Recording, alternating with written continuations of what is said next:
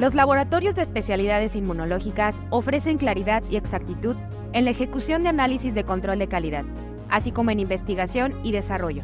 Realizamos investigación preclínica de vacunas y productos farmacéuticos. Validamos métodos conforme a guías nacionales e internacionales. Demostramos intercambiabilidad a través de estudios de perfiles de disolución.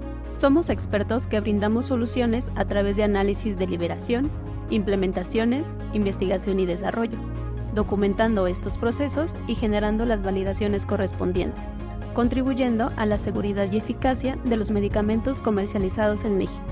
Desarrollamos métodos para determinar la potencia, pureza y eficacia de productos biotecnológicos. Ofrecemos métodos alternativos al uso de animales para demostrar inocuidad de productos cosméticos. Identificamos microorganismos por métodos moleculares, así como pruebas de alta especialidad para el sector veterinario.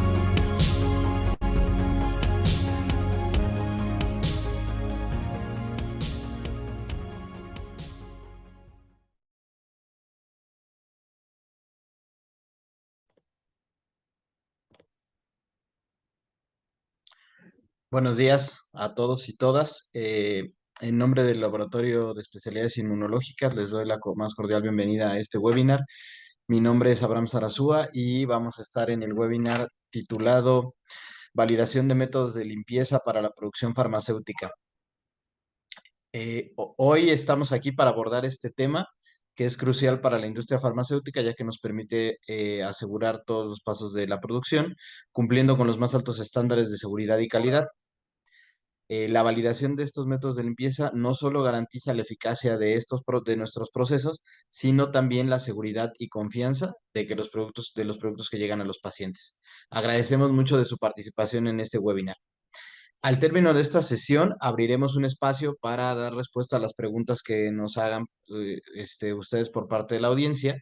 Les recuerdo que durante toda la sesión pueden estar colocando sus preguntas en el chat de Zoom para que puedan estar ahí poniendo todo. Asimismo, al final mencionaremos la dinámica de cómo obtener la constancia de participación en el webinar. A continuación, me permito presentar a ustedes a la maestra en ciencias Yadira Hernández Ruiz, quien es químico farmacéutico biólogo egresada de la Facultad de Estudios Superiores de Zaragoza, de la UNAM, y tiene una maestría en biotecnología productiva por parte del Instituto Politécnico Nacional. La maestra Yadira ingresó a Laboratorios Ley en 2015 como coordinadora de validación, donde elaboraba protocolos e informes de validación de métodos analíticos físico-químicos, biológicos y microbiológicos, así como documentación para el proceso de calificación de áreas analíticas. En este mismo cargo, la maestra Yadira desarrolló el sistema de control de muestras que permite evaluar el estado validado y consistencia de los métodos analíticos desarrollados. Desde 2016 funge como responsable analítico en los laboratorios de especialidades inmunológicas, donde se encarga del desarrollo y validación de metodologías para la determinación de nitrosaminas y de otras impurezas, así como de métodos de limpieza, entre los cuales ha realizado la elaboración de diferentes tipos de muestreo, donde se incluyen el hisopado y el enjuague. También su experiencia abarca además la validación de métodos de perfiles de disolución y métodos bioanalíticos para determinar biofármacos en diferentes matrices biológicas. Sin más preámbulos, le cedo la palabra a la maestra Yadira Hernández para que nos dé la presentación.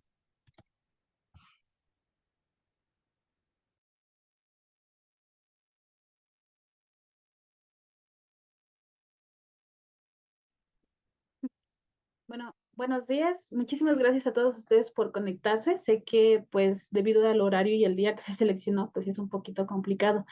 No queremos robar mucho de su tiempo y bueno, al final lo que queremos es que ustedes vean que pues valió la pena que nos hayan regalado este tiempo.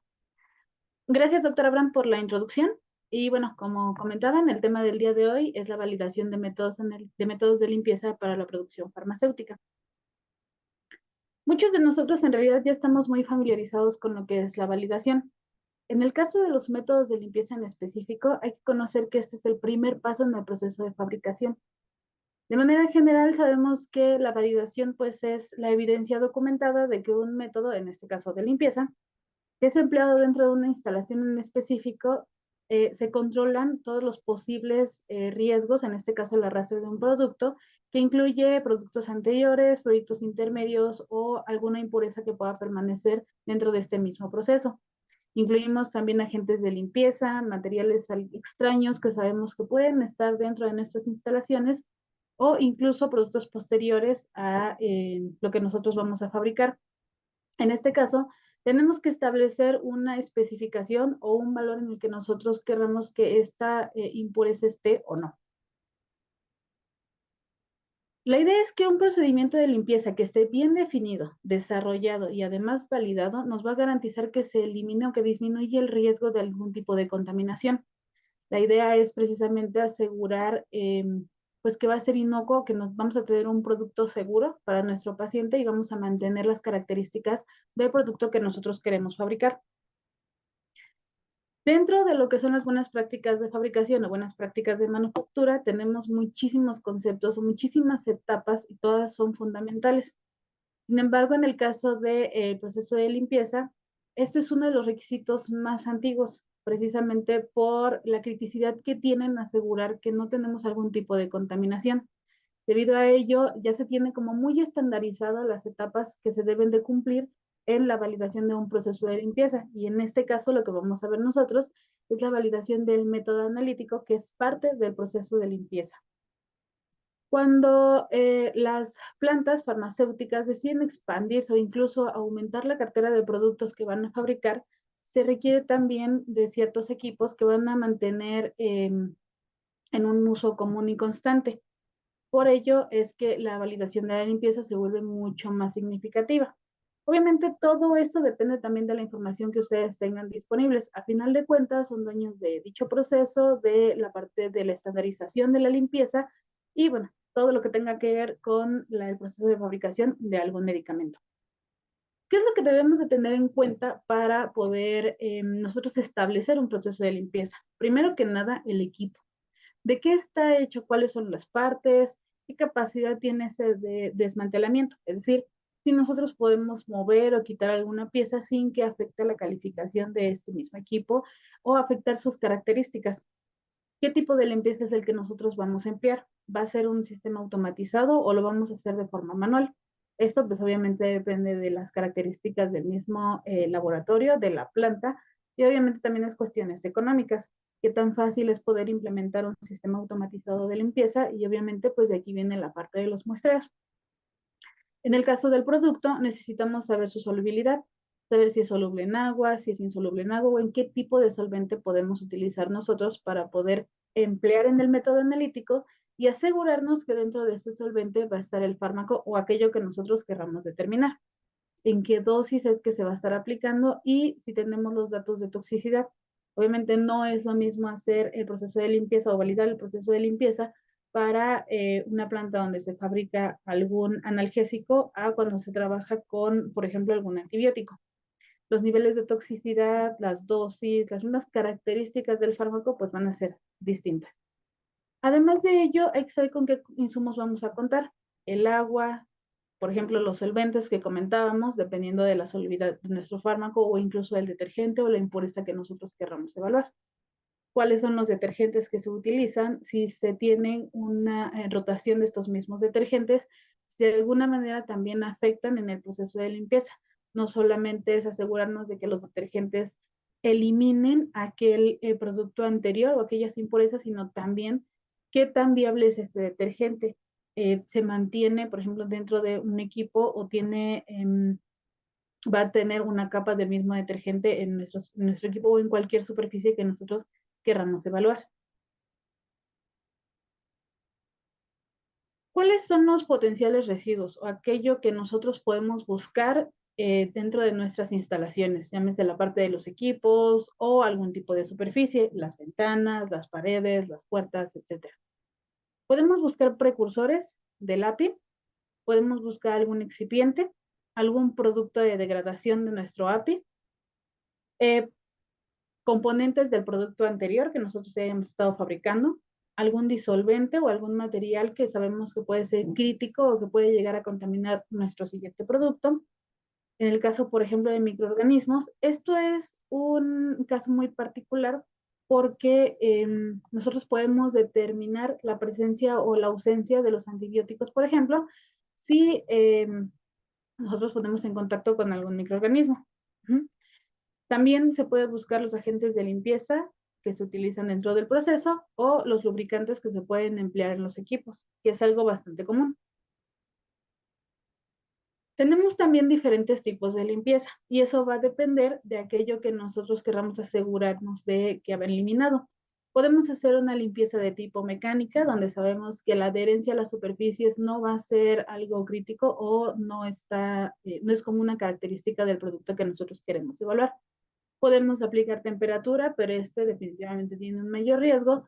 Por ejemplo, en el caso de los equipos, obviamente no podemos aplicar temperaturas altas a los equipos porque podemos modificar sus características.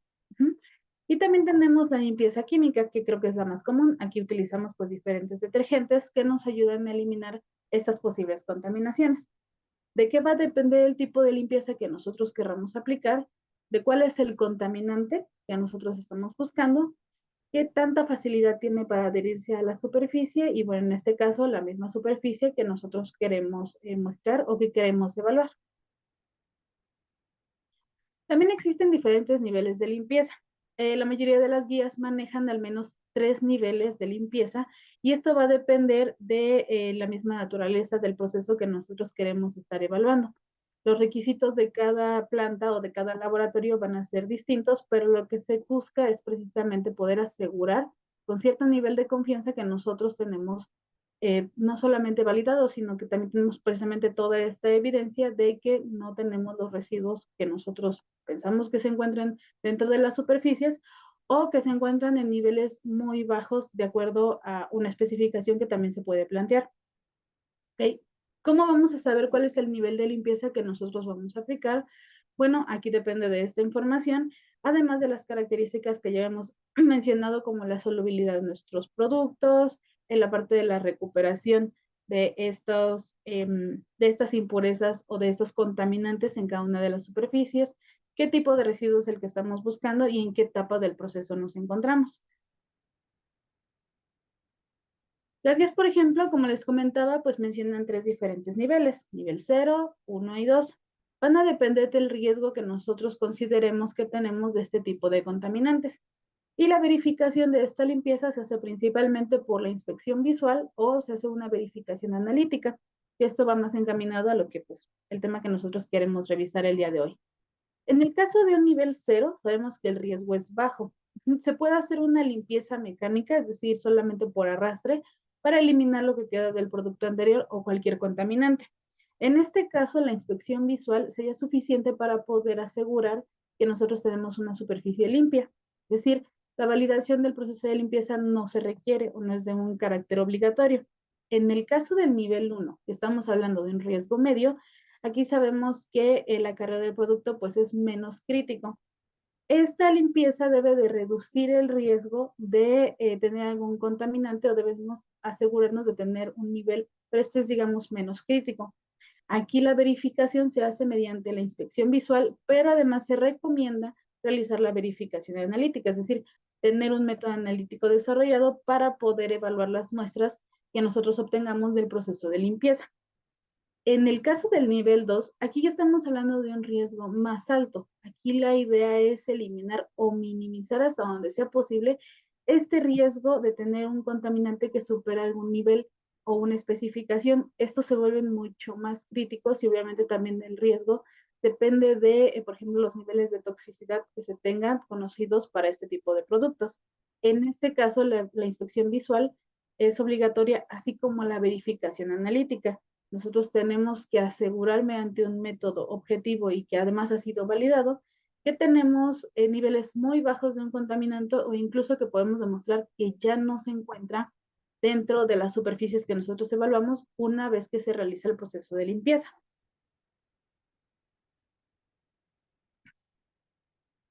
Dentro de este proceso tenemos pues el ciclo de vida de la parte de la validación del proceso de limpieza. Vaya. Iniciamos con la gestión de riesgos. Mucha de la información que veíamos anteriormente, que se trata del producto, de las superficies, de las condiciones en las cuales se hace el proceso de fabricación, tiene que invertir en esta gestión de riesgos para conocer precisamente qué tan crítico o cuál nivel de limpieza es el que nosotros vamos a aplicar. Si tenemos un riesgo bajo, si tenemos un riesgo alto, y a partir de ahí tomar decisiones sobre cuál va a ser la mejor estrategia para el proceso de limpieza, incluyendo precisamente pues el desarrollo del método analítico. Posteriormente es el desarrollo del ciclo de limpieza. Incluye en esta parte el uso de los detergentes, si es que se van a rotar los detergentes, cada cuánto tiempo se tiene que hacer, y esto considera también cada cuánto se hace o se cambia el producto que se debe de fabricar en la planta. Esto también incluye los límites de los residuos. Esta parte del cálculo de los límites de residuos es uno de los puntos más críticos precisamente porque es de especificación para conocer qué tanto debemos de tener de algún contaminante o si definitivamente no debería estar presente. De ello dependen las características que va a tener nuestro método analítico, como por ejemplo el rango de trabajo, qué tanto nosotros esperamos obtener y además cómo debemos establecer los límites de detección y de cuantificación en el caso de que apliquen, dependiendo también del muestreo que vayamos a utilizar. Posteriormente viene la validación del método de limpieza. Ese es precisamente el tema en el que nos enfocaremos el día de hoy. Desarrollar y validar el método analítico que nos permita dar confianza sobre el resultado de las muestras que provienen de este método de limpieza. Es decir, yo voy a tener cierto número de muestras que se hacen a partir de un muestreo, más adelante vamos a ver cómo se realiza, y tengo que analizarlas para poder determinar si es que se encuentra presente, en qué cantidad está presente, o en el caso de métodos que se traten solamente de presencia o ausencia, determinar si es que mi analito está o no. Esto también es parte de lo que es la validación del proceso de limpieza, que pues obviamente ya va también con otros pasos que muchos de ustedes pues ya conocen. La validación del método analítico es parte de la validación del proceso de limpieza. Y en caso de que se requiera, pues realizar la revalidación, considerando algún cambio crítico, alguna modificación que se haya hecho al proceso de fabricación, o incluso si es que se está añadiendo algún producto que se vaya a fabricar en esas mismas instalaciones.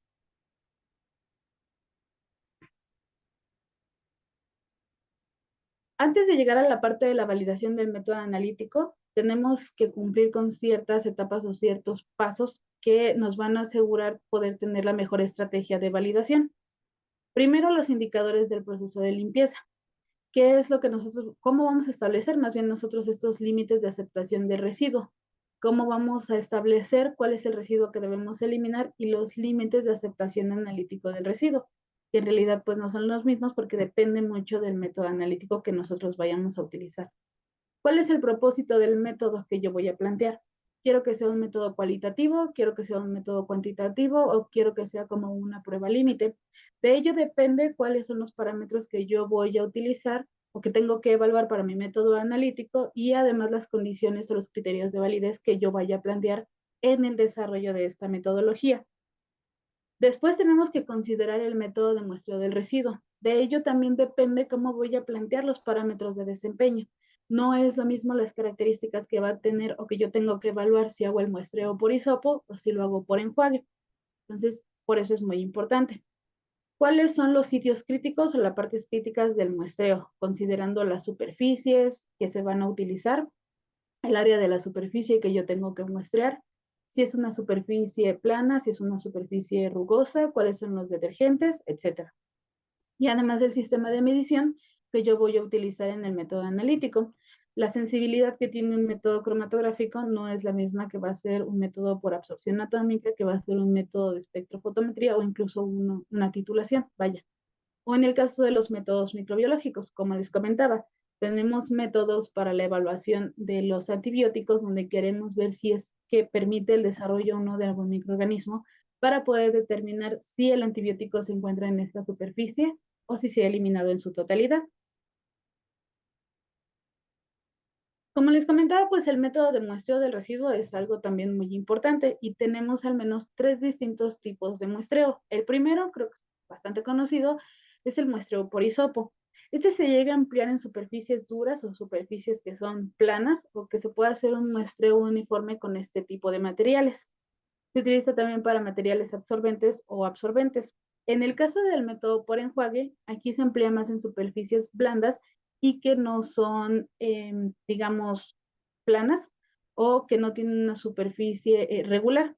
Aquí más bien es como para tuberías o superficies circulares o que tienen algún tipo de, ¿cómo decirlo? Un sitio al que sea muy difícil acceder con los hisopos. En el caso, por ejemplo, de las juntas que pueden llegar a tener, el muestreo por hisopo puede ser un poco complicado porque a veces no llegan hasta esos sitios o no podemos hacer el muestreo directo en esos sitios de los equipos.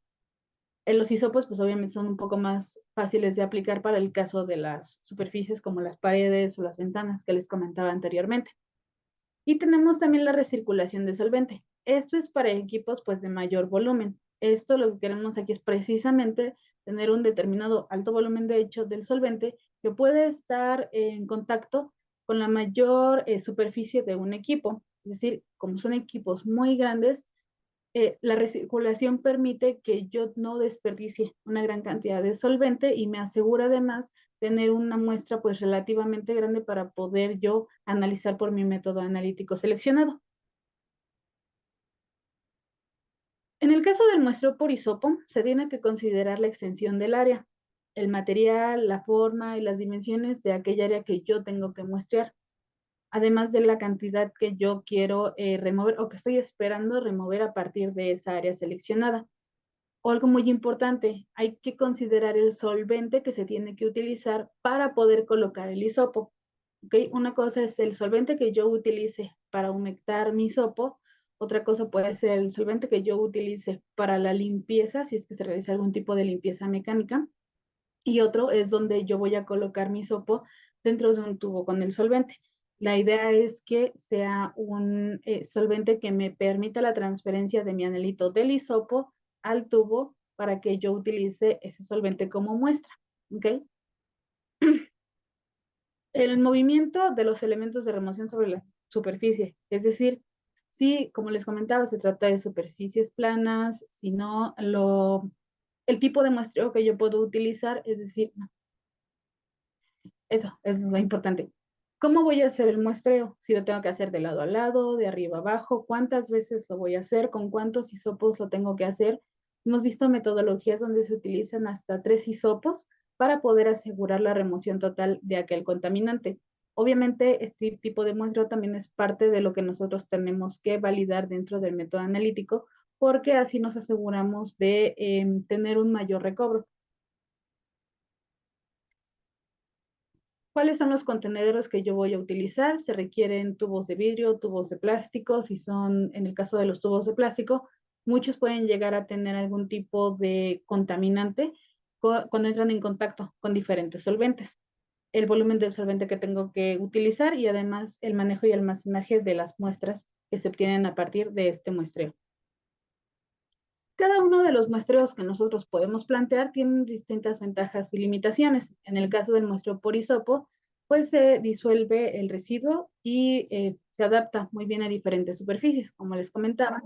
Este es más bien para superficies planas, donde sabemos que tenemos un equipo que puede estar en contacto con el fármaco o con el detergente o alguna impureza, pero que sabemos que el hisopo puede llegar a esas superficies y cubrirla totalmente. En el caso de las paredes o el vidrio es algo un poco más accesible, más bien ahí se tiene que delimitar el área que nosotros queremos muestrear. En el caso del método de muestreo por hisopo, pues es más fácil y es económico, permite tener un área bien definida del muestreo que yo quiero realizar y aplica una gran variedad de residuos, incluyendo también los detergentes, el principio activo, agentes de limpieza, materias primas, etcétera, incluso algunos excipientes. ¿Cuáles son las limitaciones? Se considera un método invasivo, sí, porque pues tenemos que asegurarnos que el hisopo entre en contacto con estas superficies. El material del hisopo también tiene que evaluarse en el método analítico porque se ha dado casos en donde puede tener algún tipo de interferencia y entonces sí afectar la señal analítica que yo estoy buscando. El recobro puede ser muy bajo. Hay referencias que marcan un recobro desde el 60%, alrededor del 60 a 120%, que en realidad comparado con otros métodos pues es algo bajo.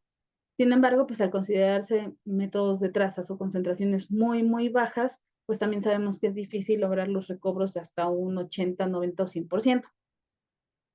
Otra de sus limitaciones es que es muy difícil hacer el muestreo en tuberías, en válvulas, perdón, o sitios de difícil acceso.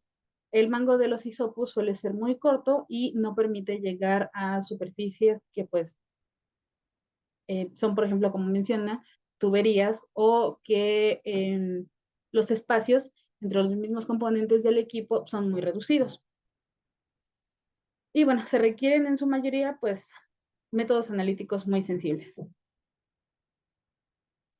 En el caso, perdón, del muestreo por enjuague, pues se tiene que tomar en cuenta cuál es el área total que vamos a evaluar, el solvente que se va a utilizar para el enjuague, cómo vamos a colocar este solvente, si se hace con una jeringa, con una pipeta o con una pipeta, eso también es importante, en qué contenedores se va a colocar la muestra y cómo se va a hacer el manejo y almacenaje de estas. ¿Cuál es la principal ventaja? Se puede utilizar para tuberías, para sistemas más cerrados o donde se tienen unos espacios de muestreo mucho más reducidos. El muestreo es mucho más sencillo porque se trata solamente de colocar el solvente y asegurarse de que entre en contacto con la superficie que nosotros queremos evaluar. No es un método invasivo, es de muy fácil aplicación. Aplica también a lo que son detergentes, excipientes o el principio activo. Puede permitirnos hacer la evaluación de una mayor área. No se tiene esta limitante del área muy reducida como en el caso del muestreo por hisopo. Y además nos permite muestrar superficies porosas. No necesariamente tienen que ser superficies lisas o superficies planas, sino que el muestreo por enjuague nos va a permitir llegar a sitios más complicados en el caso de los equipos. ¿Cuáles son sus principales limitaciones? Bueno, se puede requerir tener una mayor sensibilidad de nuestro método analítico y cuando el contaminante no se encuentra de manera homogénea en la superficie que nosotros estamos seleccionando, no se trataría de un muestreo representativo. Esa es, digamos, su principal desventaja. Y aplica principalmente a componentes o equipos mayores. Esto obviamente pues es muchísimo más difícil, es decir, imposible aplicar a lo que son las superficies, como por ejemplo muestras de paredes o de vidrios de las ventanas. El muestreo por enjuague aquí no se vuelve algo viable. Y el muestreo por recirculación de solvente, como mencionábamos, pues se trata de aplicarlo en equipos de un mayor volumen. Aquí lo importante pues es considerar cuál es el área total que es de nuestro equipo que vamos a muestrear, porque tenemos que asegurarnos que precisamente el solvente entre en contacto con toda esta área. ¿Cuál es el solvente que vamos a utilizar? ¿Cómo vamos a asegurar la recirculación de este solvente y además por cuánto tiempo debe estar en contacto con la superficie? ¿Cuál es el volumen de la muestra que nosotros vamos a tomar para poder analizar? ¿En qué contenedores se va a estar colocando? Y bueno, cómo se van a manejar y almacenar estas muestras para asegurar su estabilidad. En el caso del muestreo por recirculación de solvente, aplica de igual forma al principio activo, a los agentes de limpieza y excipientes. La principal ventaja que tiene es que además tenemos recobros mayores. ¿Por qué? Porque la idea es asegurar precisamente que nuestro solvente entre en contacto con toda la superficie de preferencia y esto nos asegura poder extraerlo y que quede dentro del solvente. Precisamente al ser volúmenes más grandes de los solventes, el manejo de la muestra se vuelve muchísimo más sencillo. Tiene una mayor superficie de contacto y también permite el muestreo en superficies que no necesariamente son planas. Aquí la ventaja también de tener un recobro más alto es que necesitamos métodos analíticos que no necesariamente sean tan sensibles como en el caso de los métodos de muestreo anteriores.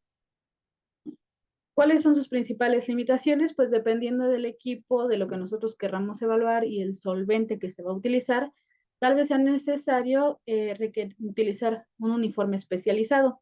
Aquí, pues, como lo veíamos al inicio, se requiere, o más bien se aplica a equipos, pues, muchísimo más grandes. Se requiere un mayor volumen de solvente que también eso se debe de considerar por cuestiones económicas, por cuestiones también ecológicas, y puede ser un mayor tiempo y costo en el muestreo. Aquí pues obviamente depende del tiempo que ustedes decidan que se va a mantener el solvente en contacto con las superficies. Ahora, como comentábamos al inicio, establecer los límites de aceptación es algo crítico precisamente porque se requiere también para el desarrollo del método analítico y las condiciones que yo estoy buscando que se cumplan para poder validar este método y aplicarlo al proceso de limpieza. Existen tres diferentes categorías para los límites de aceptación, para poder establecer estos límites. El primero es el químico y está basado en las propiedades farmacológicas y toxicológicas de aquello que yo estoy buscando, aquel agente contaminante, llámese excipiente, principio activo, detergente, etc. Tenemos también diferentes referencias regulatorias que nos van a permitir hacer el cálculo de este límite de aceptación. Y existe otra alternativa, que es el nivel de 10 partes por millón. Vamos a ver un poco más adelante. En el caso de establecer los límites de aceptación físicos, esto se realiza más que nada por una inspección visual. Aquí obviamente estamos hablando del nivel de limpieza cero, que es de muy bajo riesgo, donde sabemos que solamente con esa limpieza mecánica y por arrastre vamos a eliminar el contaminante. Y en el caso de los métodos microbiológicos, aquí se evalúa más que nada por la ausencia de la carga bacteriana y de endotoxinas que puedan estar presentes dependiendo del producto que yo estoy esperando o que se está fabricando previo o que yo quiero determinar. Ahora, todo el cálculo de los límites de aceptación del residuo que yo quiero remover y del límite de aceptación analítico del residuo, ustedes lo pueden encontrar muchísimo mejor escrito y con muy buenos ejemplos en la guía del CIPAM. Esta guía es precisamente para la validación de métodos analíticos enfocada a limpieza de equipos, pero se puede aplicar muy bien también en otro tipo de superficies. En el caso, por ejemplo, obviamente todos establecen los límites de aceptación basado en propiedades químicas. Por ejemplo, en el caso de las propiedades farmacológicas, yo requiero conocer, bueno, primero tengo que definir qué es lo que quiero evaluar. En este caso queremos evaluar si queda algún residuo en nuestro producto A. Tengo que evaluar también cuáles son las superficies que comparten los productos que yo estoy fabricando y a partir de ello calcular el límite de residuo. Una vez que yo tengo el límite de residuo que se calcula con la dosis que yo estoy empleando, así como las dosis máximas que se pueden utilizar y la superficie, que en este caso es el valor de F, yo calculo ese límite de residuo. A partir de ello tengo que calcular la cantidad de sustancia activa presente en el lote. Este dato yo lo tengo a partir de la orden maestra de fabricación y con ello voy a calcular la cantidad permitida en ese lote. A partir de eso puedo calcular entonces el límite de aceptación de residuo basando también en el área que está en contacto. El cálculo prácticamente es el mismo para todos, dependiendo obviamente de si lo quiero hacer por las propiedades farmacológicas, por las propiedades toxicológicas, por lo que veíamos hace rato de las referencias normativas o por el nivel de 10 partes por millón. En el caso de las propiedades toxicológicas, para calcular el límite de residuo, yo necesito el valor del DL50, ¿ok? Y también el valor de la dosis máxima que yo tengo permitida. En este caso también necesitamos el dato de la cantidad de sustancia activa presente en el lote para poder determinar el límite en este lote en específico y determinar cuáles son los equipos que van a estar en contacto o cuáles son los equipos mayores, menores o auxiliares para saber dónde tengo que hacer mi muestreo y calcular el límite de aceptación de residuo. Como les comentaba, pues estos cálculos con ejemplos se encuentran muy bien descritos en la guía del CIPAM. En el caso del límite de aceptación del residuo basado en las referencias regulatorias, aquí necesitamos pues obviamente el dato. Hay muchas guías sobre cuál es el valor mínimo que yo debo de tener en algunos contaminantes. Esto es un valor, digamos, que es como universal para ese contaminante, pero ahora yo lo tengo que llevar a mi lote y además para poder aplicarlo a mi método analítico. En el caso del límite de aceptación basado en el nivel de 10 partes por millón, este límite precisamente del residuo es de 10 partes por millón. Este dato multiplicado por la cantidad de sustancia activa en mi lote es el que me va a dar el valor del límite de aceptación. Y ahora, considerando el área que comparten los productos que yo estoy fabricando, puedo calcular el límite de aceptación del residuo. Por eso les comento, no es lo mismo el límite de aceptación, el límite del residuo y el límite de aceptación del residuo. El límite de aceptación del residuo es lo que me va a permitir calcular después cuánto yo espero o cuánto yo debería de poder tener como límite en mi método analítico. La cantidad de residuos a ser removidos durante el proceso de muestreo es algo que también necesitamos calcular. Esto, pues obviamente va a depender también de el límite de aceptación del residuo que ustedes previamente hayan calculado, así como el área total que ustedes requieran muestrear. Depende de si, por ejemplo, yo tengo un área mayor, obviamente la cantidad del residuo que yo busco remover también va a ser mayor. Este dato es importante porque me va a servir también cuando yo tenga que calcular el recobro en mi método, en la validación de mi método analítico. El límite analítico de aceptación del residuo, como les mencionaba, se llama más relacionado al método analítico. Para ello yo requiero el límite de aceptación del residuo, la cantidad del residuo a remover y además debo de aplicar, si es que tiene el método analítico, el factor de dilución. Este cálculo no necesariamente es el mismo si yo lo hago en muestreo con hisopo o si lo hago con enjuague, precisamente porque ya vimos las diferencias. El muestreo por hisopo se va a requerir en un área más pequeña, el muestreo con enjuague pues tenemos áreas que no son planas o que digamos no son regulares, y en el caso del muestreo por recirculación del solvente pues ahí estábamos hablando de áreas muchísimo más altas. En el caso del muestreo por enjuague, yo debo de considerar el volumen del solvente que voy a utilizar para saber cuánto espero como concentración de mi residuo. Aplicando nuestro factor de dilución, vamos a poder calcular el límite analítico de aceptación del residuo.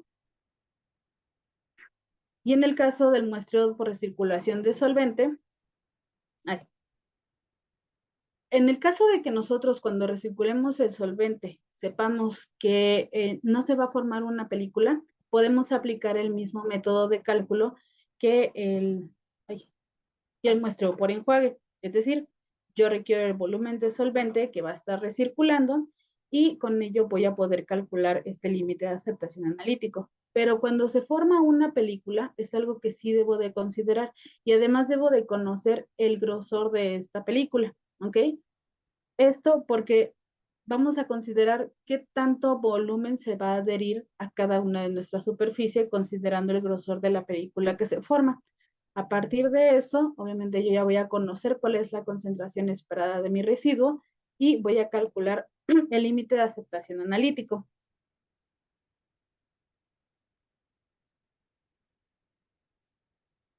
Esta parte de los cálculos de los límites, la verdad es que sí es como para estarlo practicando, para poder determinar todos estos límites, es información que ustedes deben de tener a la mano. Mucha es parte de la orden maestra de fabricación, en el caso de los datos toxicológicos y farmacológicos, es parte de lo que previamente se ha investigado sobre el producto que se va a fabricar. Entonces es información que sí tienen a la mano. En dado caso, pues como les comento, hay muchos buenos ejercicios y ejemplos de cómo se hacen estos cálculos y nos permite, el hecho de tener diferentes enfoques nos permite también saber si no contamos con información, no la tenemos disponible, poder darle otro enfoque, siempre y cuando pues obviamente nos apeguemos sobre todo a esta parte regulatoria. Y bueno, la podemos justificar precisamente con la información que nosotros tenemos de cada uno de nuestros productos. Como mencionábamos, también los sistemas de medición del residuo se vuelven importantes. La sensibilidad que tiene cada uno de nuestros métodos, pues no va a ser la misma. Y obviamente, dependiendo de aquello que nosotros queramos medir, va a ser el método analítico que vamos a seleccionar o que vamos a desarrollar. En el caso de los métodos físico-químicos, tenemos aquellos que se absorben, emiten luz y que nos van a dar una señal analítica a partir de esto. Tenemos también aquellos métodos por titulación, donde se mide el consumo de iones hidróxido y en el caso de la formación de algunos acomplejantes, etc. Tenemos también métodos biológicos, donde el análisis se hace por métodos de ELISA o cuenta microbiana o la difusión en agar, como veíamos para el caso de los antibióticos. Y tenemos métodos organolépticos. Estos obviamente pues se basan más que nada en la parte de la inspección visual. Aquí también depende también de si es que los solventes o el contaminante emite algún olor que sea característico y cuando ya no esté presente nosotros podamos darnos cuenta precisamente por la ausencia de este olor. En el caso de la inspección visual, aquí pues nos ayuda mucho también si es que maneja algún color en específico.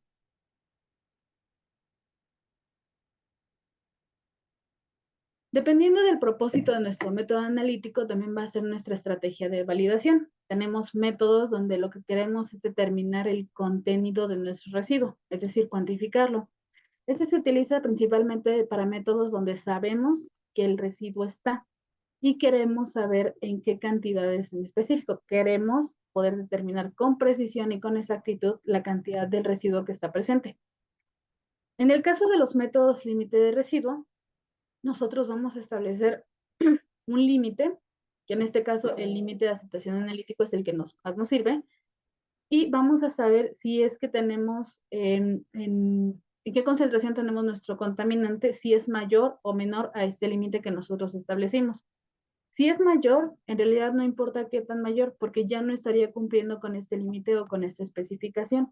Y si es menor, no interesa mucho qué tan bajo sea, porque en realidad solamente sabemos o nos indica si cumple o no cumple. Es decir, tenemos como este punto de corte, donde si lo supera, pues obviamente ya no está cumpliendo y ya nuestro proceso de limpieza sabemos que no es efectivo. En el caso de los métodos con un límite a nivel detectable, aquí solamente queremos determinar la presencia o la ausencia de aquello que nosotros queremos determinar. Esto volvemos al mismo, es como un punto de corte, pero solamente nos interesa saber si está presente o no. De igual forma, no nos interesa saber en qué cantidad, solamente queremos saber si supera este límite detectable. Precisamente hablando de niveles detectables, aquí no estamos hablando de cuantificarlo. No podemos hacer un cálculo con precisión y exactitud de qué tanto o en qué cantidad no está nuestro contaminante porque no es parte de lo que nosotros vamos a evaluar. Dependiendo del propósito del método analítico, es que nosotros vamos a evaluar ciertos parámetros de desempeño que se vuelven de carácter obligatorio o que tal vez no sea necesario evaluarlos porque no son parte del objetivo. En este caso, bueno, les presento la tabla donde viene un resumen con los parámetros de desempeño, dependiendo del objetivo y dependiendo de lo que ustedes quieran determinar. Si ustedes han establecido que requieren un método de contenido del residuo, pues vamos a tener que evaluar distintos parámetros entre los que se encuentran la precisión y la linealidad del sistema. En la parte de adecuabilidad, pues depende de cuál sea el método que nosotros estamos seleccionando. Aquí pues aplica lo que son los métodos cromatográficos. Tenemos que evaluar si nuestro método es específico, qué tan estable es el residuo, eso es parte de lo que ustedes podrían determinar, la estabilidad de la respuesta analítica de la muestra que nosotros estamos obteniendo, y aquí nos interesa el límite de cuantificación, precisamente por lo que veíamos hace un momento. Queremos cuantificar, queremos determinar la cantidad que nosotros tenemos y además necesitamos saber cuál es el mínimo o cuál es la concentración mínima que yo puedo determinar con precisión y exactitud de acuerdo a mi método analítico.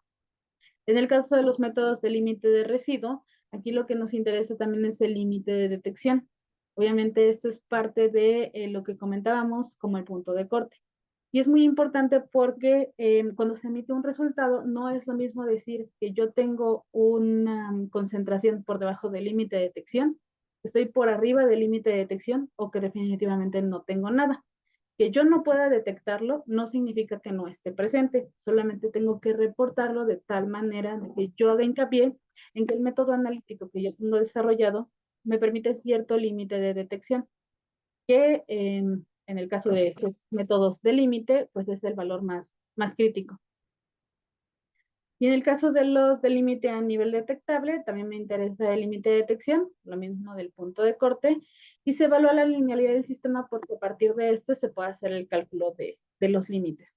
La parte de la precisión del sistema, las estabilidades, sobre todo del residuo y de la respuesta analítica, quedan como que se pueden evaluar dependiendo de la misma naturaleza del método analítico y de lo que ustedes quieran proponer en su protocolo.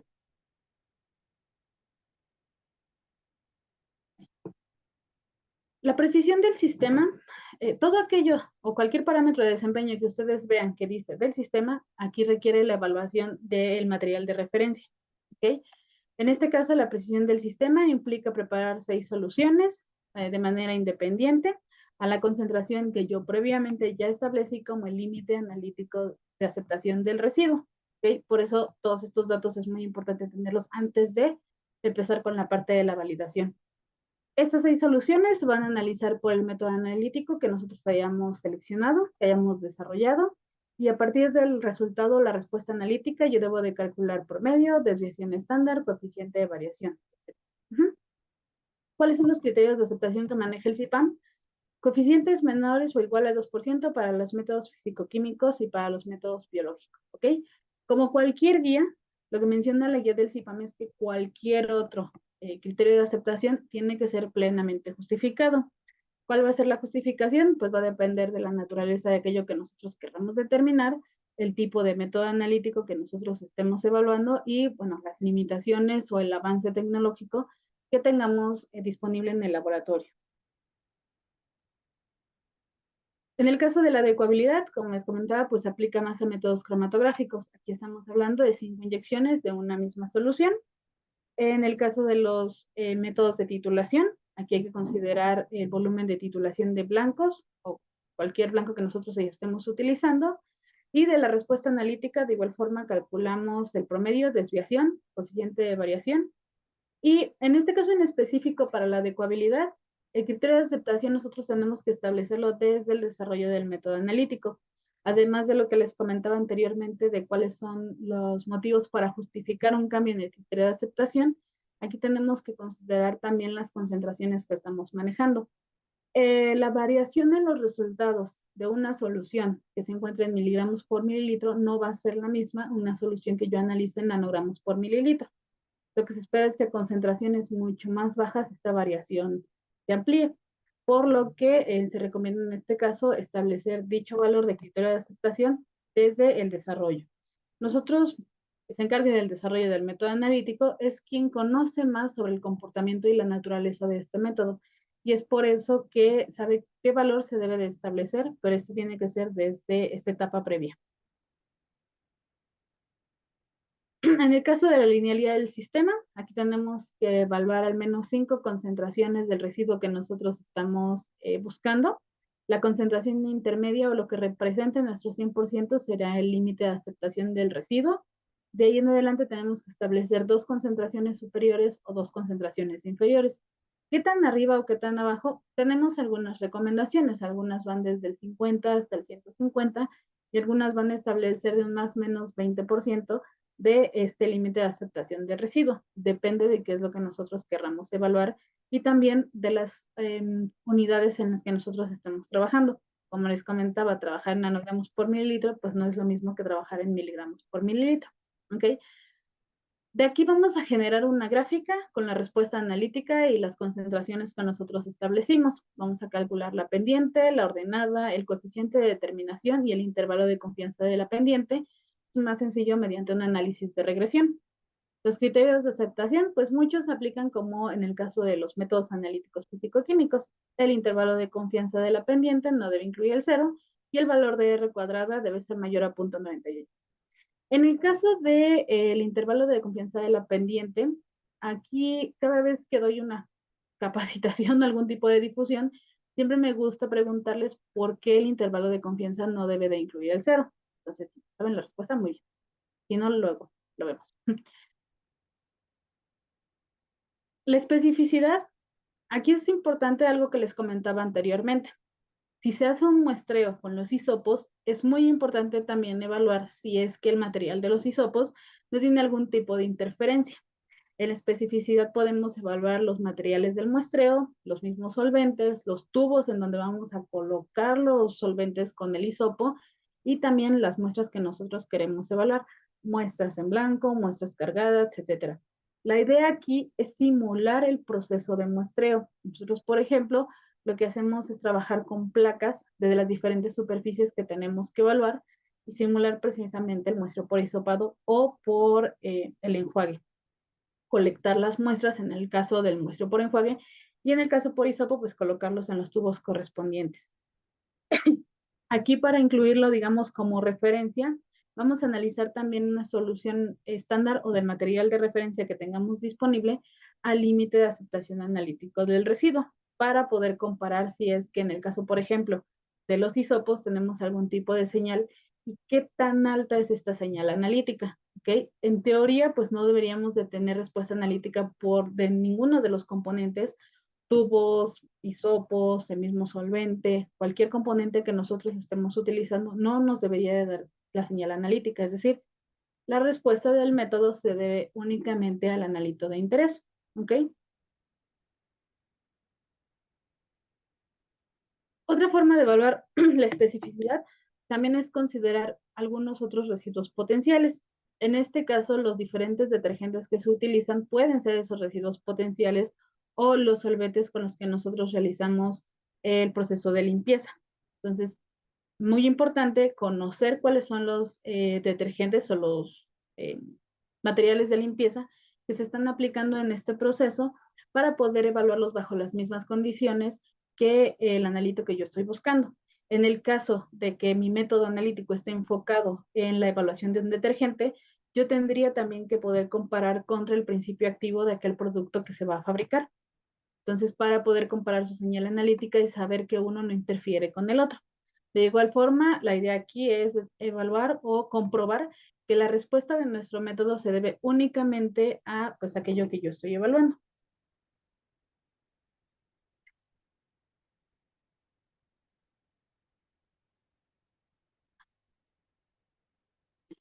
Otro de los puntos que, como les comentaba, es viable evaluar es la estabilidad del residuo en el proceso de limpieza y en el proceso de muestreo.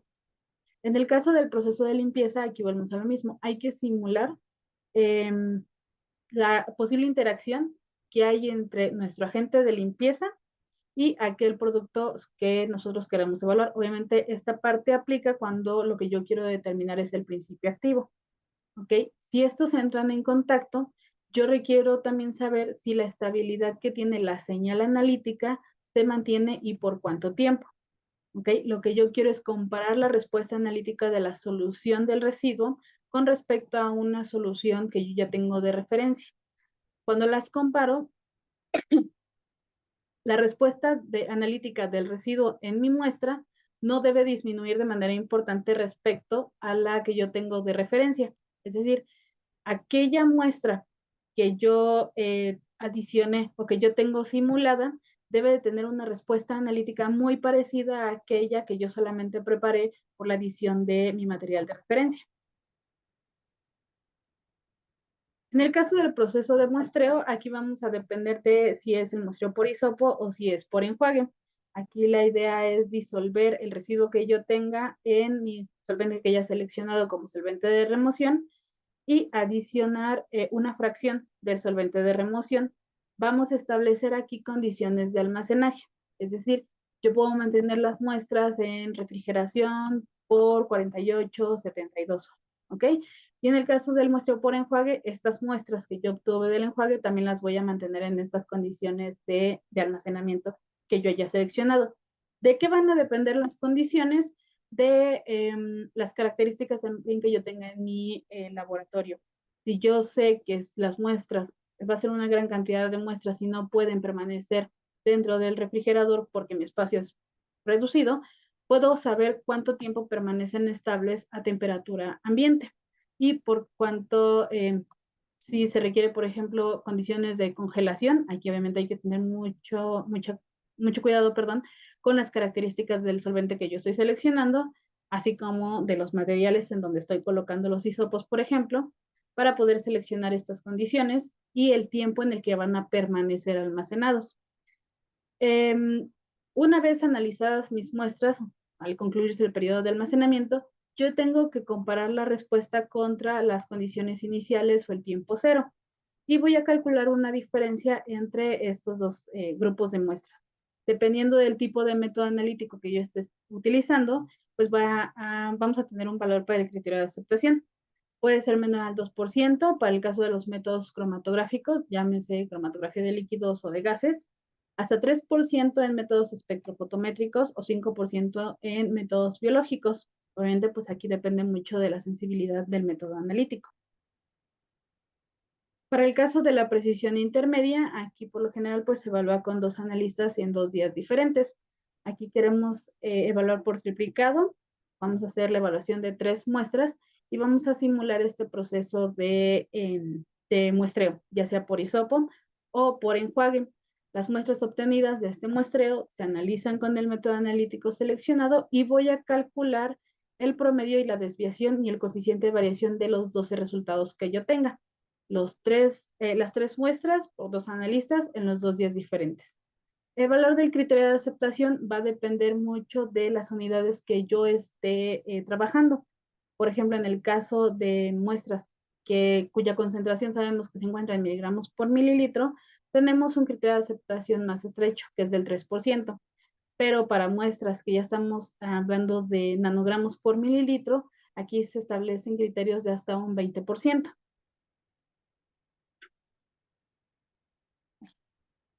Para el caso de la eficiencia del recobro, que como les comentaba, también el criterio y el valor esperado va a depender mucho del método de muestreo que nosotros estemos utilizando, podemos establecer al menos 3 niveles de concentración del residuo.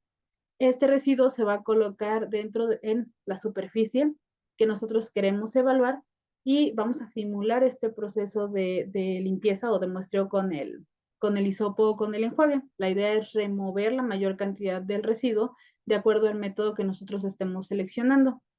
Nosotros vamos a tener una cantidad o una concentración que estamos adicionando y vamos a determinar cuánto o la concentración que nosotros estamos recuperando. A partir de estos datos vamos a hacer una gráfica que va a contemplar los datos de concentración adicionada, concentración recuperada y calcular la pendiente, la ordenada. Vamos a determinar el coeficiente, el coeficiente de determinación y calcular el coeficiente de variación de regresión, el intervalo de confianza de la pendiente y el intervalo de confianza de la ordenada al origen. Todos estos datos nos sirven para poder contrastar contra nuestros criterios de aceptación. El intervalo de confianza, como ya habíamos visto, de la pendiente no debería de incluir el 0. El valor de R cuadrada que se espera es a menos de 0.98. Aquí este valor, pues la verdad es que sí es bastante estricto. La idea es precisamente poder asegurar que aquello que nosotros estamos adicionando lo vamos a recuperar, pero como ya vimos, para el caso del muestreo por hisopo sí es una verdadera limitante. Les decía yo, hay referencias de hasta un 60% de recuperación. Son valores que nosotros podemos ver muy bajos. Entonces, no vamos a poder lograr tener un coeficiente de determinación de 0.98. Volvemos a lo mismo. Cualquier otro criterio que nosotros queramos aplicar o si vamos a modificar aquellas que tenemos en las guías del CIPAM, la idea es poder justificarlo. Obviamente con la información que nosotros tengamos desde el desarrollo del método, de cómo se realiza el muestreo y si tienen referencias regulatorias o, digamos, de procesos similares donde se tengan estos recobros mucho más bajos. Además de esto, vamos a calcular el coeficiente de variación, de regresión, donde también el criterio de aceptación pues depende mucho de las unidades en las que estemos trabajando. En el caso de la estabilidad de la respuesta analítica de la muestra, aquí lo que buscamos es precisamente poder simular este proceso de muestreo y colocar las muestras en el solvente en el que nosotros vayamos a recuperarlas o el solvente de recuperación. En el caso del muestreo por enjuague o por recirculación de solvente, tomar muestras representativas de estos solventes y bueno, vamos a mantenerlas igual en almacenamiento por cierto tiempo que ustedes establezcan y bajo las condiciones que consideren las más favorables. Vamos a analizar las muestras, se compara la señal analítica de una vez concluida el periodo de almacenamiento y se va a comparar contra las muestras iniciales. Aquí vamos a calcular una diferencia que también depende el criterio de aceptación del método analítico que nosotros estemos empleando. El límite de detección para los métodos de límite de residuo utiliza los datos obtenidos en la eficiencia del recobro, es decir, lo que nosotros ya vimos anteriormente de los 3 niveles de concentración. Estos datos nosotros vamos a aplicar estas fórmulas donde se utiliza la desviación de regresión y el valor de la pendiente, multiplicando este valor de desviación de regresión por 3.3 y dividiéndolo entre la pendiente, nosotros podemos hacer el cálculo del valor del límite de detección teórico. Esto implica que nosotros tengamos de alguna manera que comprobar este valor. ¿Cómo lo vamos a hacer? Vamos a analizar 3 blancos y 3 diferentes concentraciones de nuestro residuo del límite de detección que nosotros hayamos calculado como el valor teórico. Lo que queremos aquí es comprobar que mi límite de detección es menor al límite analítico de aceptación del residuo, ¿ok? Esto es el único criterio que tenemos en este parámetro de desempeño y es importante tener este dato y comprobarlo además. ¿Qué pasa si yo tengo un valor muy alto o que supera mi límite de aceptación? Este método analítico no va a ser funcional, porque entonces cuando yo obtenga mi resultado, no voy a saber si estoy o no superando el límite de aceptación analítico, lo que yo estoy estableciendo como mi especificación, por decirlo de alguna manera. Entonces, por eso es muy importante que el límite de detección siempre esté por debajo del límite analítico de aceptación del residuo. En el caso de el cálculo o la evaluación del límite de detección para los métodos a nivel detectable del residuo, aquí utilizamos por lo general los datos de linealidad del sistema. En el caso anterior, eran datos de eficiencia del recobro. Hablamos de 3 muestras o digamos sí, 3 muestras en donde se adicionó aquel contaminante que yo estoy buscando y la idea era hacer el muestreo y recuperarlo. En el caso de la linealidad del sistema, aquí estamos hablando solamente de soluciones que se han preparado con el material de referencia o sustancia de referencia que yo tenga dentro de mi método analítico. Con estos mismos datos de límite de linealidad del sistema, si recuerdan, tenemos una gráfica donde se calculó la pendiente, la ordenada y de hecho se tiene que hacer el análisis de regresión para determinar el intervalo de confianza de la pendiente. A partir de estos datos, yo puedo hacer el cálculo del límite de detección teórico y posteriormente tengo que comprobarlo utilizando los 3 blancos y mis concentraciones diferentes, incluyendo la del límite de detección que obtuve en este cálculo teórico. Aquí, bueno, el límite de detección como tal no tiene un criterio ya establecido como un valor de referencia contra el cual yo tenga que comparar o decir si tiene que ser menor a o mayor a. Aquí va a depender del nivel que yo requiera de limpieza. Por ejemplo, como les comentaba anteriormente, pues no es lo mismo que yo esté fabricando un analgésico a que ya esté fabricando un antibiótico o algún producto que sé que tiene un mayor riesgo de toxicidad, donde en realidad lo ideal sería poder demostrar que no se encuentra presente. Por eso se aplica mucho en este caso del nivel detectable del residuo, que sea la mínima cantidad que yo pueda detectar. Obviamente no va a ser lo mismo también que yo diga que quiero aplicar este método para la evaluación de un antibiótico diciendo que debe tener hasta 1 miligramo por mililitro o 1 nanogramo por mililitro. El hecho de que tengamos un nivel de detección mucho más bajo también nos puede asegurar que yo estoy más cerca de poder asegurar que no tengo el residuo o que lo tengo en una cantidad realmente muy, muy baja. Entonces, por eso aquí el criterio de aceptación pues va a depender del nivel que yo requiera de limpieza. El límite de cuantificación, como veíamos, pues se aplica más que nada a los métodos de contenido del residuo. De igual forma, aquí se aplica una ecuación con los datos obtenidos, de la eficiencia del recobro. Aquí, bueno, es una fórmula que ya para muchos es muy conocida porque se aplica a los métodos físico-químicos. Multiplicar por 10 la desviación de regresión o la desviación de la ordenada al origen y dividirlo entre la pendiente. Con este podemos determinar el valor del límite de cuantificación, pero también tenemos que hacer la comprobación de este valor, ¿ok? Y en el caso del límite de cuantificación, pues también sabemos que debe ser apropiado para el nivel que nosotros queremos cuantificar, ¿ok? Aquí pues va a depender mucho también de lo que nosotros hayamos establecido como el límite de aceptación del residuo. La idea precisamente es que yo tenga un límite de cuantificación menor a este valor, por la misma razón que veíamos anteriormente.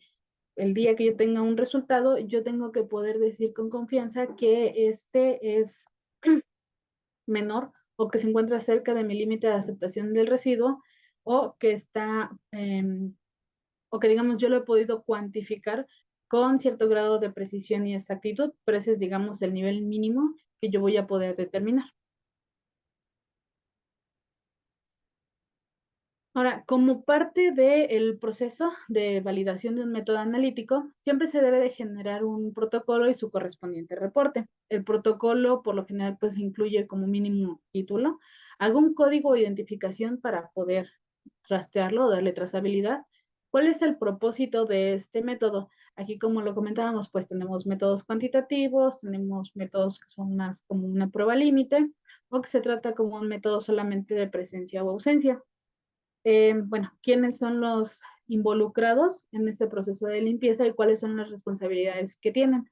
Desde asegurarse que el desarrollo del método sea el correcto, que la ejecución de la validación se lleve de acuerdo al protocolo de validación autorizado, etcétera. El personal que va a participar, como por ejemplo los analistas, que se tienen que encontrar capacitados, que deben de poder ejecutar el método analítico, el análisis de las muestras, y además que puedan realizar también la simulación de este muestreo, porque como vimos, pues de ello depende mucho de los parámetros que nosotros evaluamos. En el caso del plan de prueba, pues incluimos la metodología, es decir, la descripción de las condiciones analíticas de nuestro método, qué parámetros de desempeño son los que vamos a evaluar y cuál es el método de muestreo que nosotros tenemos que evaluar. Como vimos, muchos parámetros o incluso los mismos límites de aceptación varían dependiendo del método de muestreo que yo quiera aplicar. ¿Cuáles son los criterios de aceptación de cada parámetro de desempeño evaluado y el registro de nuestros resultados? En el caso del reporte de validación, bueno, lo importante aquí es el título, el código y que sea trazable además con nuestro protocolo de validación y presentar los resultados obtenidos de nuestros parámetros de desempeño, así como el análisis de resultados. Tenemos también que decir si cumple o no cumple los parámetros de desempeño y bajo qué condiciones. Por ejemplo, en el caso de la estabilidad analítica de la muestra, que yo en mi tabla comparativa al final coloque que no cumple, que no es estable la señal analítica por 72 horas en refrigeración, no significa en realidad que tenga un error mi método analítico o el proceso que yo estoy evaluando, sino que muy probablemente esas muestras solamente sean estables por 48 horas en condiciones de refrigeración. ¿Ok? Entonces, hay parámetros que, digamos, sabemos que deben de cumplir con ciertos criterios y hay otros parámetros que son más de carácter informativo. En caso de la estabilidad o la evaluación incluso de la tolerancia, se trata más de eso, saber en qué condiciones puedo mantener mi método analítico o puedo mantener intactas las muestras que yo obtengo. Y bueno, tenemos que emitir una conclusión respectiva sobre si el método es apto o no es apto para poder aplicarse en este proceso de limpieza, considerando condiciones de los detergentes, solventes, materiales, método de muestreo, etcétera.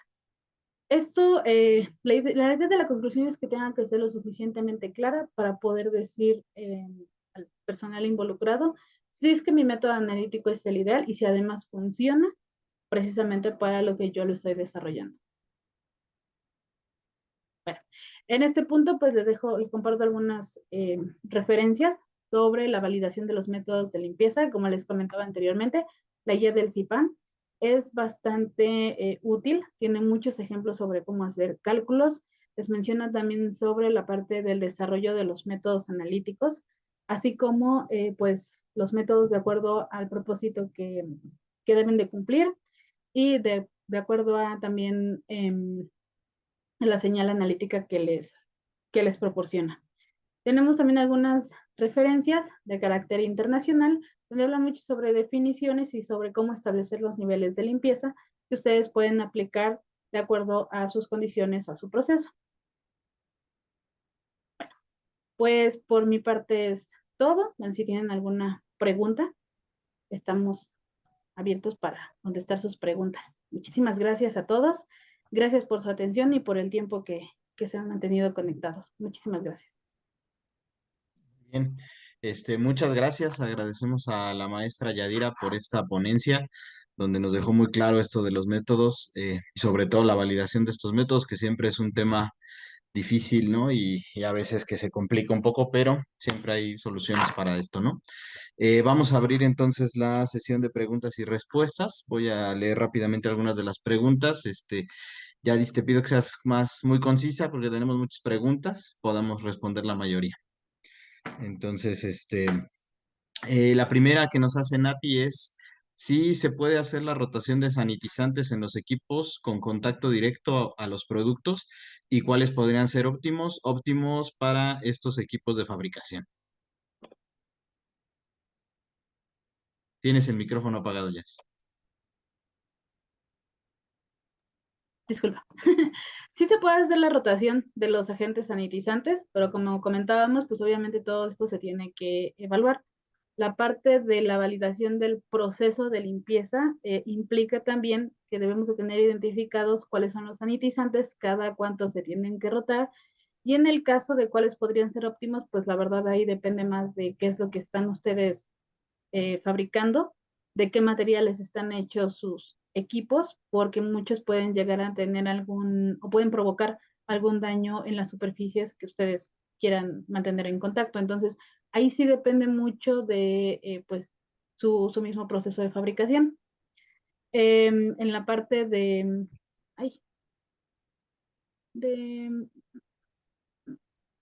de cada cuánto se va a hacer la rotación o cuáles o cuántos son los que van a utilizar, ahí sí, pues también igual depende de cómo lo quieran establecer ustedes. Aquí, por eso, mucho hincapié en el hecho de que una cosa es la validación del método analítico y otra cosa es la validación del proceso de limpieza. Nosotros nos enfocamos más en el método analítico, pero sabemos que en la parte del proceso de limpieza, toda la parte de los sanitizantes, materiales, métodos de limpieza, métodos de muestreo, todo eso se tiene que evaluar como parte de la validación del proceso de limpieza. Ok. La siguiente pregunta no dice de quién es, dice que es de Motorola Edge. Entonces, ¿se pueden usar combinados los métodos de limpieza?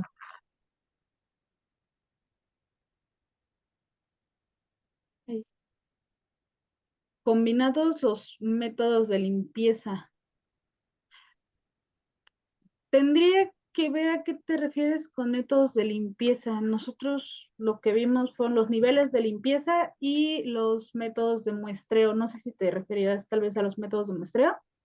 Aquí, combinados, por ejemplo, para utilizar el hisopo para aquellas superficies planas, por ejemplo, en las paredes. Y utilizar el método de enjuague para las tuberías en el equipo que yo estoy utilizando. Se pueden mezclar, sí. Obviamente, de hecho, también podríamos aplicar un mismo método analítico para estos diferentes métodos de muestreo. Obviamente vamos a tener ciertas consideraciones, como lo que veíamos en la parte de el recobro. Debemos de saber si yo estoy utilizando un método por enjuague, voy a esperar un recobro más alto si lo hago por un método por hisopado. Si quieres combinar estos métodos, solamente habría que ver en qué punto se van a utilizar estos métodos de muestreo, en qué tipo de superficies, porque eso también es algo muy importante. El método analítico hay que validarlo por superficie a muestrear, ¿ok? Entonces, por tipo de superficie.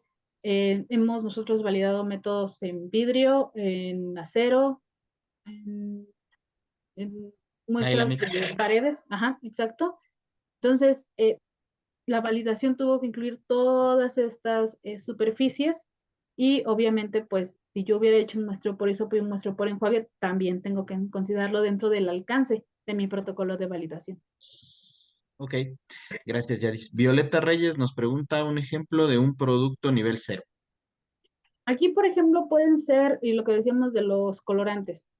Si es un colorante que sabemos, no sé, que es un polvo muy fino que puede salir volando y que sabemos que se impregna en una parte del equipo, pues este colorante va a mantener un color característico que si yo después aplico un método mecánico de remoción, es decir, un, un paño humectado con algún solvente y lo paso sobre esa superficie, al tener la ausencia del color, yo sé que este producto ya no está en la superficie que yo estoy evaluando.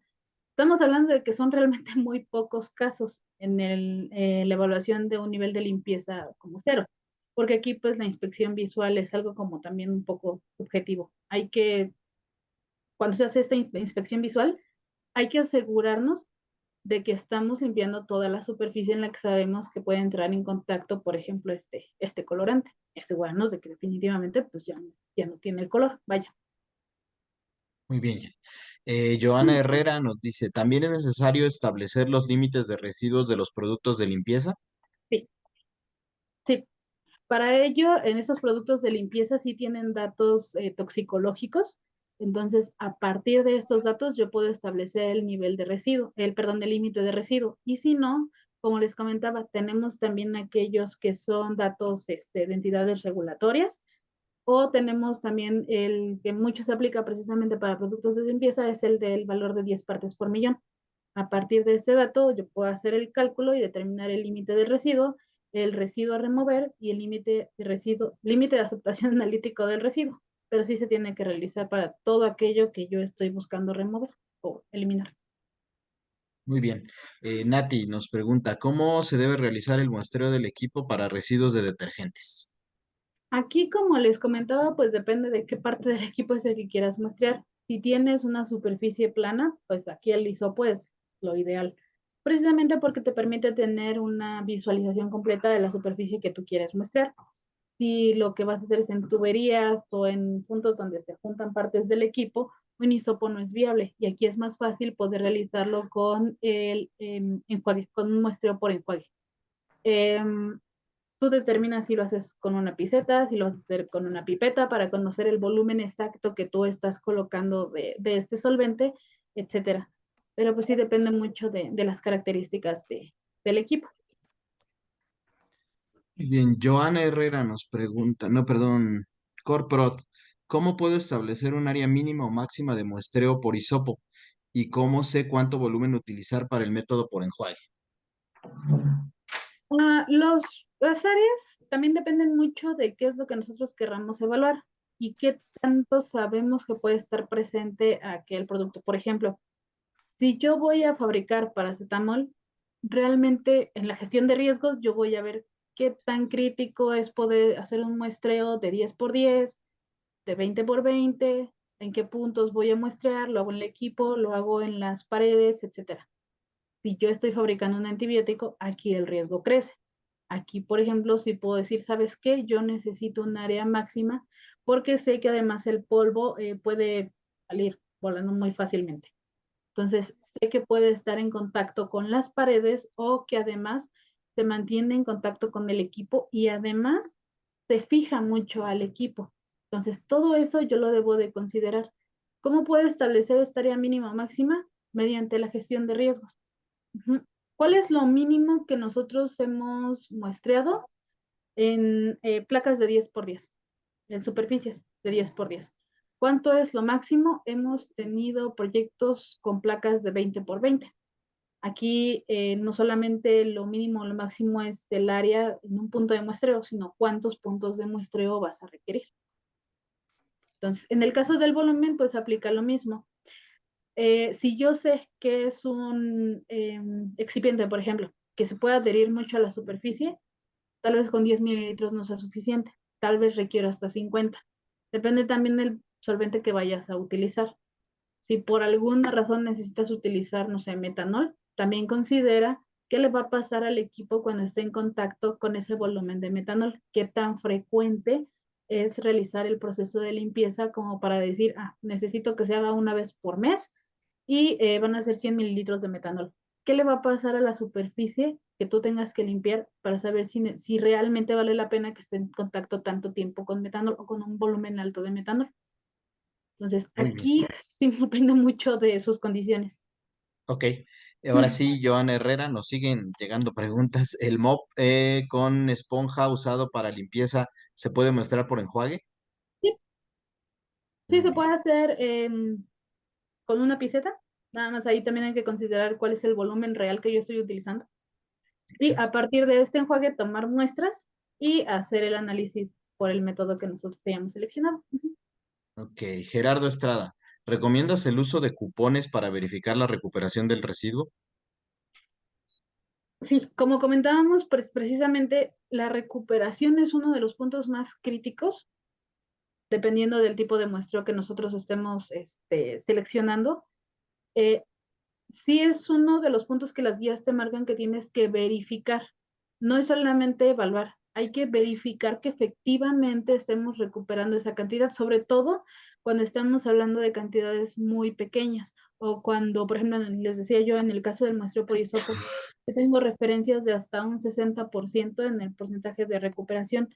En un proyecto que nosotros ejecutamos era de 75%. Entonces, sí tengo una referencia que me dice que puede estar en 60%, pero sí necesito verificar que efectivamente con mi método analítico, con mi método de muestreo, con los solventes que yo seleccioné, Realmente eso es lo máximo que puedo ver, que puedo yo recuperar. Ok, María de la Luz Tapia. Yo hice un MOA como prueba límite y Cofepris me pide que cuantifique. ¿Es necesario? La guía CIPAM no lo pide. Ah, aquí también pues depende mucho de cuál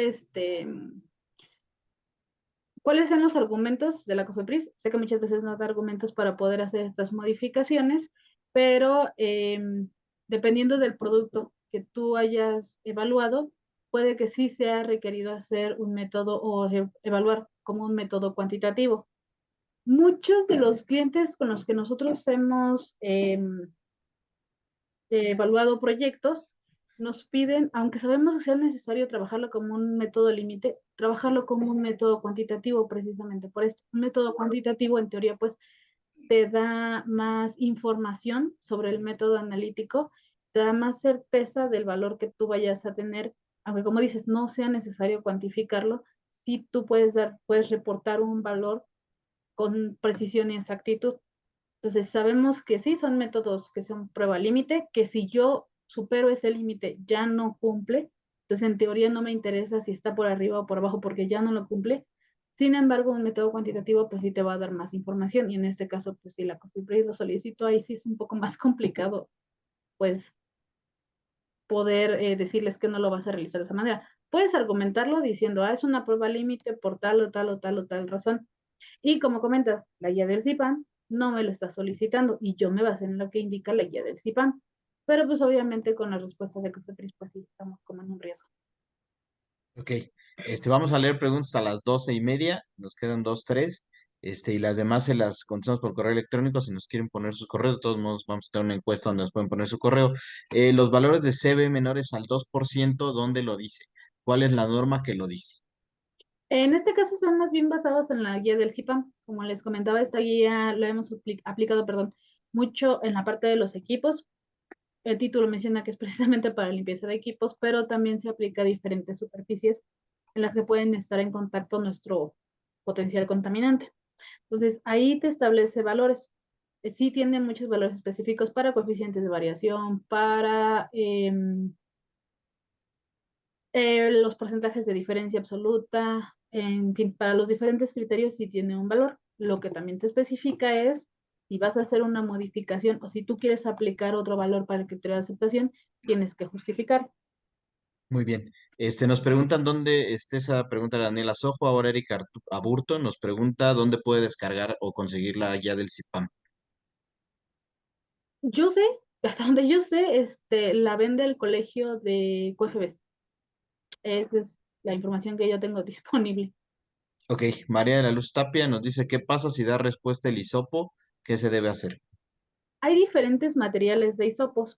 Entonces, aquí pues también tendríamos que evaluar qué tan alta es la respuesta que te está dando el hisopo. Lo que podemos hacer ah, no sería como cambiar el material, no sería como nuestra primera opción. Tendríamos que ver qué tan alta es la respuesta que te está dando el hisopo con respecto a tu analito de interés. Por ejemplo, si en un método cromatográfico, si el área de mi pico es de 100 y la respuesta que me dio del hisopo es de 3, hay que ver realmente qué tan descartable es la respuesta del hisopo. Si puedo aplicar un factor de corrección, por ejemplo. Si la respuesta del hisopo te está dando de 20, ahí sí entonces estamos hablando de una interferencia mayor. Tendríamos que considerar trabajar con algún hisopo de otro material o incluso modificar el método de muestreo. Ok. Daniela Sojo nos pregunta si se puede hacer en diferentes medios las recuperaciones. Ya dijiste tú varios materiales, Yadis.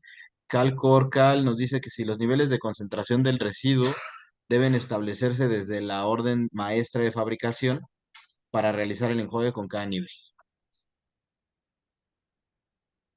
Los niveles de concentración del residuo no están como tal en la orden maestra. Lo que está en la orden maestra de fabricación es la cantidad que hay por lote.